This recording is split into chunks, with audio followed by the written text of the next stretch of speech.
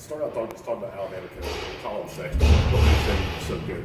You've coached a lot of these NBA type guys. You know what? He's got a great pace, feel for the game, and he does a really good job getting to the basket. And he can raise up on you, which anytime you got a guy that can do that with you and yet get to the basket and finish, he puts a lot of pressure not only on your perimeter defense, but your interior defense. And you know, they're a long, athletic, terrific speed and heavy ball screen team, but they do a lot through him, obviously, and tough guy to guard. How do you teach this team to handle success? These guys haven't really been in this spot at this point in the season before. Well, I think the biggest thing is, you know, like everybody, you're always fighting for their attention, because if you don't stay on top of it, where you're making sure they're hearing what you want them to hear, somebody else is going to grab it. And so it's just every day talking about what we've got to do to improve today. I mean, I know you guys, I say it every time, but I mean, that's really the message. We came in yesterday knowing we had to work on some things, and we were okay, not great. Going to have to do a little bit better today with it, but it's just about us. You know, you look at tape, and even when you go in, you have a big win, or regardless if you win pretty or ugly, you come back and you look at the tape, you can always find something you've got to do better. And I think that's got to be the message. You know, we can still improve and get better, and that's where we put our focus. Are you happy with where you guys are defensively, given how many opponents you've held over 65 points recently? Yeah, but we gave up some plays in the Kentucky game that you can't give up, that I don't think really good defensive teams give up. You know, we had some critical times. We had some busted ball screen coverage. We got back in transition, didn't compete, stopping the ball, things like that. We shouldn't be doing that. And so we showed them yesterday 3 or 4 possessions where we just didn't make really good basketball plays. The plays that you have to make in a certain time of games that you have to make. But fortunately, in the last couple of possessions at Kentucky, we were able to do a little bit better job. But we can still get better with our coverage, and transition defense is big in every game. It's going to be really big in this game. What's been the difference since Auburn and Arkansas put so many points on y'all? Is it just a defensive focus, kind of wake-up call in this game? Well, I don't know about wake-up calls and all that. I just think we continue to build. I think that you would expect guys to improve. I think it goes back. I think our assistant coaches do a terrific job with game preparation and their scout reports, and I do think that our players are starting to understand. I think if you ask them, they would tell you that maybe when they first get here, go through it, they don't focus the way they should. But I think the older they get, they realize how valuable those are. And some guys are better with it than others. But the more guys that you can get to, and not everyone on this team has got it figured out yet, but the guys that are playing a few minutes do for the most part. And so that's something that we can continue to build on and get better with. Rick, looking elsewhere in the country with what St. John's did its last 2 games, is that a reminder at all that this is a sport where it's any given night for any given team? Yeah, I think when you're talking about college basketball, I think that's really phenomenal for Chris Mullins and his team to do that. I mean, you know, in 1 week, beat 2 top 5 teams, and I mean, I do think that's where college basketball is today. If you're not ready to play, any given night, you're going to do. Coach, would you like Admiral Schofield, especially when he's playing that 4 spot, to drive and play around the rim a little bit more? Well, I think when he's at the 4 spot, he steps out and can shoot it, so he's going to pull somebody out there with him. That gives us a little more space inside, say for Grant, or most of the time it's with Grant, or Grant's on the bench for the other post player. But we do like him to drive, but you know, he's got a good feel. You know, he's very good at catching the ball, 12, 14, 15 feet and facing up and raising up quick, because he's got a high release in there. And if he plays off 2 feet, he's very effective. And the reason we like him to drive is, one, get fouls, and when he plays off 2 feet, he's going to normally make the right read where he'll pass out if he needs to, or he's more balanced where he can really finish and make a shot that he practices. We talked to Kyle a lot about team chemistry and just how good it is this year. Do you see that, and how much do you think that translates onto the court?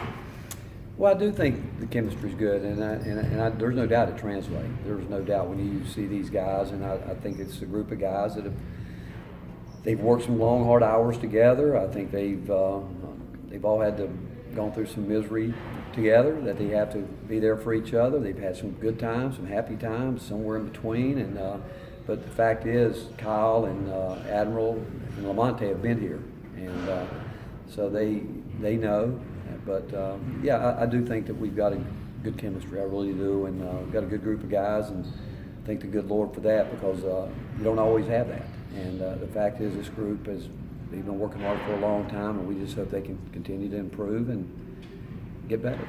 Seemed like Jordan Bone and James Daniel had a rough go of it against Kentucky. Was that something you had to talk to them after, or go through on film with them? Yeah, and so much of it with them, again, is consistency. And, James has a tendency to over-dribble the ball, and when he does that, he gets himself in trouble. He's going to have to be able, but you got to give Kentucky credit for that, too. Their length bothers some guys, and there's no doubt that happened, and we're going to have to deal with it in this game. They have some length, and so when you're, but James has played enough ball now in college that he should know what he needs to do. And when he's moving the ball for us and locked in defensively, and when he's passing, getting away, getting it back, that's when he's really at his best. How well do you know Avery Johnson?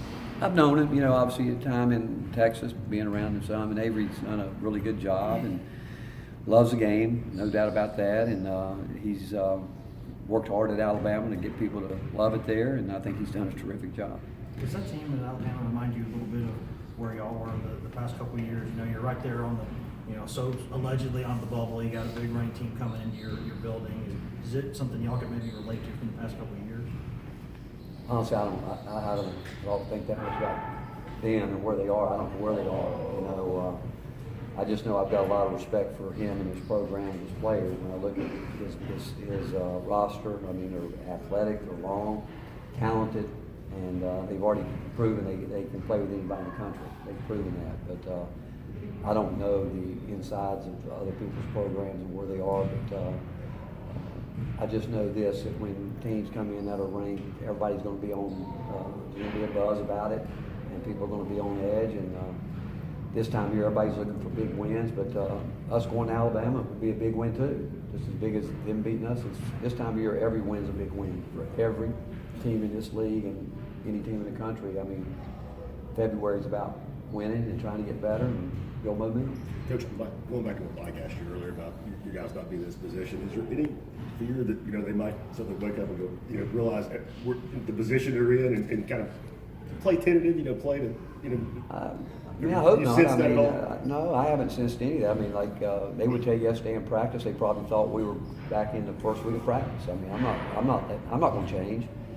But like I said, and they sense, I think we talk enough with them to know that,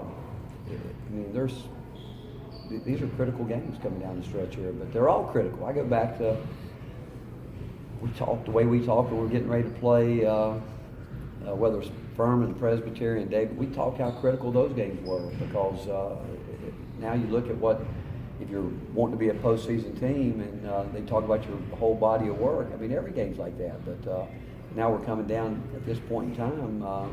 This is no time to stop and think about anything other than what are we doing here, what's our process, what's our focus, and what do we have to do to continue down this. It's not a sprint, it's a marathon, and we've still got a ways to go.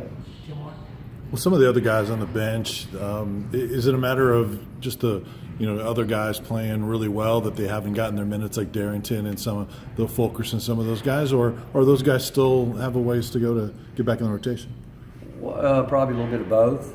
I think when guys are playing well, but then I think it goes back to practice. The feel you get throughout practice when the guys are locked in. I think you watch on the day of a game, shoot around. I think you see all that. So I think it's a little bit of both. But what I can tell you is that we have confidence in every one of those guys, and we do think we know them probably better than anybody else, and we think we know situations they can fit in and games that we think they could be really comfortable in. But so much goes back to what we're looking for from whether it's the starters. I don't want those guys to think that they're just going to play, and especially if you got guys, say if a John Fulkerson's working hard like he is right now to get better, we're going to use him. And the same with Eve Pons, Jalen, go down the line, guys that maybe haven't played as much. we have enough confidence in Derek Walker that we'll use those guys. You know what turn me up means? What? You know what turn me up means? Do you hear your players say it all the time? Turn me up? It's basically their motto at this point. No, I haven't heard any. We thought that It's came all from over you. Twitter. You're not on Twitter? No. They got a There's hand Twitter. signal. There's Twitter right there.